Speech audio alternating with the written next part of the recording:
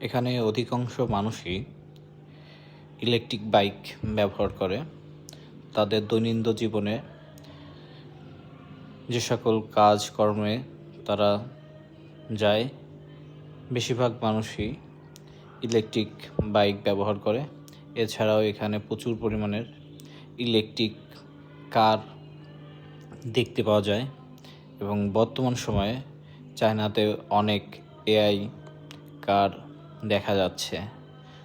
প্রতিনিয়তই দেশটি উন্নত প্রযুক্তির সহযোগিতায় তাদের জীবনযাত্রা আরও বেশি উন্নত করছে।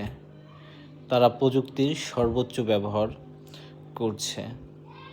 ইলেকট্রিক বাইক ব্যবহারে পরিবেশের তেমন ক্ষতি হচ্ছে না, এটা একটা অনেক ভালো দিক, কারণ এতে কোনো কালো ধোঁয়া নেই আর মানুষও সুন্দরভাবে চলাচল করতে পারে।